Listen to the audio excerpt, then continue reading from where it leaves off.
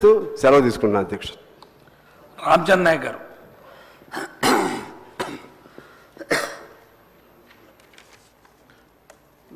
ధన్యవాదాలు అధ్యక్ష. ఈనాటి బాలలే రేపటి పౌరులు అని స్వర్గీయ పండిత్ జవహర్లాల్ నెహ్రూ గారు భావించినట్లు పిల్లల్లో కేవలం విద్య ద్వారానే విజ్ఞాన జ్యోతిని వెలిగించవచ్చు. తద్వారా సమాజంలో చీకట్లను మూఢనమ్మకాలను తొలగించి మరి యువత ఎప్పుడైతే విద్య ఉపాధి ఉద్యోగాల వైపు సాంకేతికతతో అభివృద్ధి చెందుతారో అలాంటి దేశాలు మాత్రమే అభివృద్ధి పదంలో సాగుతాయని చెప్పేసి మరి వారు భావించి మరి అందుకే వారు 55 సంవత్సరాల క్రితమే గురుకుల పాఠశాలలు బండారపల్లి సర్వేల్ కిన్నెరసాని లాంటి ప్రాంతాల్లో అదేవిధంగా గురుకుల కళాశాలలు నాగార్జున సాగర్ కృష్ణసాగర్ లాంటి ప్రాంతాల్లో ప్రారంభించి ఎంతోమంది గిరిజన దళిత బహుజన విద్యార్థుల్ని మరి విద్య వైపు నడిపించి ఎంతోమందిని డాక్టర్లు ఇంజనీర్లు లాయర్లు కలెక్టర్లు అదేవిధంగా ప్రజాప్రతినిధులుగా ఈరోజు చలామణి అవుతున్నారంటే అది గతంలో కాంగ్రెస్ ప్రభుత్వం తీసుకున్న మరి విద్యా విధానాల ద్వారా అని చెప్పక తప్పదు అధ్యక్ష.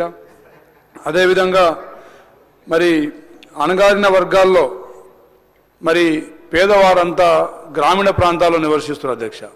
అలాంటి వారందరూ కేవలం ప్రభుత్వ పాఠశాలల మీదనే ఆధారపడి మరి ప్రభుత్వ పాఠశాలలోనే విద్య కొనసాగించే పరిస్థితి. వారి ఆర్థిక స్థితిగతులు కేవలం సంవత్సరం మొత్తం సంపాదించిన ఆదాయంలో దాదాపు 90% ఆదాయం కేవలం విద్యకు వైద్యానికి మాత్రమే వెచ్చించి నిరుపేదలు ఇంకా పేదలైపోయే పరిస్థితి రాష్ట్రంలో మరి చూస్తున్నాం అధ్యక్ష. గత 10 సంవత్సరాల క్రితం గత ప్రభుత్వం KG to PG నిర్బంధ విద్యను అందిస్తామని చెప్పేసి మరి అందించకపోవడమే కాకుండా మరి ఎలాంటి శాస్త్రీయత లేకుండా ఎలాంటి సాంకేతికత లేకుండా ఇరుకైన గదులలో అక్కడే స్టడీ రూమ్స్ అక్కడే పడుకోవడం అక్కడే మిగతా క్లాస్ రూమ్స్ ఆ విధంగా ఇరుక గదులలో మరి పాఠశాలల్ని మరి ప్రారంభించారు. మరి ఇప్పటికీ వారికి శాశ్వత భవనాలు కానీ బోధనా సిబ్బంది కానీ అదేవిధంగా వారికి మరి మౌలిక సదుపాయాలు కానీ కల్పించకుండా మరి వారు వదిలేసి అధ్యక్ష.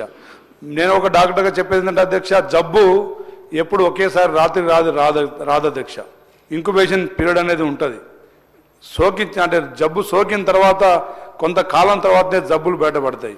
అదేవిధంగా గత ప్రభుత్వం 10 సంవత్సరాల్లో ఆశ్రమ గురుకుల పాఠశాలల్ని మరి హాస్టళ్ళని సంక్షేమ హాస్టళ్ళని నిర్లక్ష్యం చేసిరు కాబట్టే ఈరోజు మనం హాస్టళ్లలో మనం చూస్తున్న ఈ పిల్లల మరి ఎపిసోడ్స్ మనం గమనిస్తున్నామని చెప్పేసి తెలియజేస్తున్నా అధ్యక్ష. అదేవిధంగా మరి గత ప్రభుత్వం చేసిన నిర్లక్ష్యం వల్ల ఈరోజు పిల్లలు మరి అవస్థలు పడుతూ ఉన్నారు. ఒక కాంపిటేటివ్ స్పిరిట్తోని మరి ముందుకు పోయే పరిస్థితి లేదు. మరి విద్యను నాణ్యమైన విద్యను అందించకపోక పిల్లల్ని గొర్రెలు బర్రెలు చేప పిల్లలు అదేవిధంగా పంది పిల్లల వైపు కులవృత్తుల వైపు దారి మళ్ళించుదామనే కుట్ర చేసిన అధ్యక్ష. 5800 ఏకోపాధ్యాయ పాఠశాలలు గిరిజన తండాల్లో ఆదివాసీ గూడాల్లో దళిత వాడల్లో ఉన్న స్కూల్స్ అన్నీ మూతవేయబడ్డాయి అధ్యక్ష గత 10 సంవత్సరాల్లో. అంటే వారి కుట్ర పేదవారి కుటుంబాల విద్యార్థులు విద్యకు దూరం కావాలనే ఒక ప్రమాదమైన ఒక కుట్రను గత ప్రభుత్వం కేసీఆర్ గారి ప్రభుత్వం అవలంబించింది అధ్యక్ష. అదేవిధంగా మరి వారు ఎన్ని కుట్రలు చేసినా కానీ సరే ప్రజాపాలన ఈరోజు మన రాష్ట్రంలో మరి ప్రజాపాలనలో మన ముఖ్యమంత్రి గారు మరి ప్రభుత్వం చేపట్టిన అనతి కాలంలోనే ఎండాకాలంలో మండు టెండల్లో పార్లమెంట్ ఎన్నికల కోడ్ ఉన్నా కానీ నాణ్యమైన విద్య అందించాలనే పేదవారి పిల్లలకు అందించాలనే లక్ష్యంతో పిల్లలకు యూనిఫామ్స్ అదేవిధంగా పాఠ్యపుస్తకాలు నోట్బుక్స్లు అదేవిధంగా అమ్మ ఆదర్శ పాఠ మరి పథకంతో వారికి అదనపు గదులు వసతులు అదేవిధంగా మైనర్ రిపేర్స్ అన్ని చేయించడం జరిగింది అధ్యక్ష. వాటితో పాటు మొదటి రోజు పాఠశాల ప్రారంభించే రోజునే మరి విద్యార్థులు గవర్నమెంట్ స్కూళ్ళల్లో అడ్మిషన్లు పెంచడం కోసం ఇవన్నీ కల్పిస్తూనే మరి విద్యార్థుల్లో ఒక తెలంగాణ స్ఫూర్తిని ఒక పోరాట స్ఫూర్తిని ఒక తెలంగాణ ఖ్యాతిని వారి మనసుల్లో నింపే విధంగా జయ జయ హే తెలంగాణ జననీ జయ కేతనం అనే పాట మరి గీతాన్ని కూడా మరి ఒక రాష్ట్రీయ గీతంగా పిల్లలతో పాటించడం కూడా ప్రారంభించాం అధ్యక్ష. ఇక తదనంతరం ఇంతకుముందు మా నాయకులు చెప్పినట్టు నెలకు 24 రోజులు ప్రతిరోజు గుడ్లు, అదేవిధంగా 4 సార్లు చికెన్, మరి 2 సార్లు మటన్, ఈరోజు విద్యతో పాటు నాణ్యమైన పౌష్టిక ఆహారాన్ని అందించడానికి రాష్ట్ర ప్రభుత్వం అహర్నిశలు శ్రమిస్తూ ఉంది అధ్యక్ష. మరి ఏదేమైనా కానీ పేదవాళ్ళ విద్యార్థులు, మరి బడుగు బలైన వర్గాల, సామాజిక వర్గాల, అణగారి వర్గాల పిల్లలు ప్రభుత్వ స్కూల్లో చదువుతున్నారు కాబట్టి ఇంకా కొన్ని మరి ప్రణాళికలు రూపొందించాలని చెప్పేసి అధికారులకు, అదేవిధంగా మరి ప్రభుత్వాన్ని కూడా నేను కోరుకుంటున్నా అధ్యక్ష.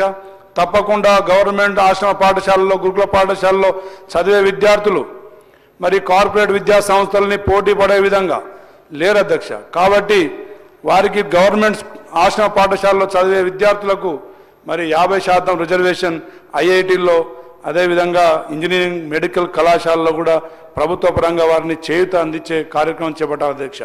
అదేవిధంగా గిరిజన దళిత కుటుంబాల్లో చదివే ప్రభుత్వ పాఠశాలలో చదివే విద్యార్థులకు మరి మెరిట్ మీద ఓవర్సీస్ స్కాలర్షిప్ ఇవ్వాలంటే మళ్ళీ కార్పొరేట్ స్కూల్లో చదివే మరి ధనికుల పిల్లలే మరి ఓవర్సీస్ స్కాలర్షిప్ పొందే అవకాశాలు కనపడుతున్నాయి అధ్యక్ష. మరి మెరిట్ విషయంలో చూడకుండా వారు ఏ స్కూళ్ళలో చదివారు, వారి ప్రాతినిధ్యం ఏంటిదనేది చూసిన తర్వాతనే మరి ఓవర్సీస్ స్కాలర్షిప్ అది కేవలం 100-150 మందికి ఇస్తే సరిపోదు అధ్యక్ష. మినిమం ఒక 1000 మందికి గిరిజన దళిత విద్యార్థులకు అందించాలని ప్రభుత్వ పరంగా కోరుతా ఉన్నది అధ్యక్ష. అదేవిధంగా మన దేశంలో కావచ్చు, మన రాష్ట్రంలో కావచ్చు అధ్యక్ష, విద్యా విధానం మార్చాల్సిన అవసరం ఉంది అధ్యక్ష. రాష్ట్ర ముఖ్యమంత్రి గారు ఇప్పటికే స్కిల్ డెవలప్మెంట్, నైపుణ్యత కేంద్రాలు, అదేవిధంగా స్పోర్ట్స్ స్కూల్స్ ప్రతి జిల్లాలో ప్రారంభించాలనే ఒక మంచి సదుద్దేశంతో ఉన్నారు అధ్యక్ష. వాటితో పాటు పిల్లలు అన్ని రంగాల్లో రాణించే విధంగా విద్యా బోధన నేర్పించే సమయంలోనే, స్కూలింగ్ టైంలోనే వారిని మరి ప్రోత్సహించాల్సిన అవసరం ఉంది అధ్యక్ష. జపాన్, చైనా లాంటి దేశాల్లో అతి తక్కువ సమయంలో మరి పిల్లలు మరి ప్రొడక్టివ్ జనరేషన్ పుట్టింది కాబట్టి ఆ దేశాల అభివృద్ధి వైపు సాగుతున్నాయి అధ్యక్ష. మన దేశంలో, మన రాష్ట్రంలో కూడా పిల్లల ఎడ్యుకేషన్ సిస్టమ్ని కొంత మార్చాల్సిన అవసరం ఉంది. అదేవిధంగా పిల్లల జననాలు తగ్గిపోతున్నాయి అధ్యక్ష. రేపు రాబోయే రోజుల్లో ఇప్పుడు జపాన్ ఇబ్బంది పడుతూ ఉంది, మొత్తం అక్కడ 60 సంవత్సరాలు పైబడిన వారే ఎక్కువ ఉన్నారు. భారతదేశంలో ముఖ్యంగా మన తెలంగాణ రాష్ట్రంలో కూడా ప్రొడక్టివ్ ఏజ్ ముఖ్యంగా యువత, అలాంటి యువత సంఖ్య తగ్గిపోతూ ఉంది అధ్యక్ష. చాలామంది గత ప్రభుత్వం నిర్లక్ష్యం వల్ల 40 సంవత్సరాల దాకా పెళ్లిలు కాక, 40 సంవత్సరాల దాకా ఉద్యోగాలు రాక నిర్వీర్యం చేసిరు అధ్యక్ష. యువతను నిర్వీర్యం చేసిరు, పెళ్లిలు కాక పిల్లలు కూడా సంఖ్య తగ్గిపోతూ ఉంది.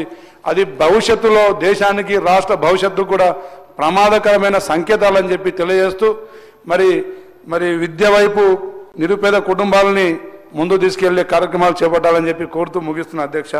Thank you. పాల్వాయి హరీష్ గారు దయచేసి 2 నిమిషాలు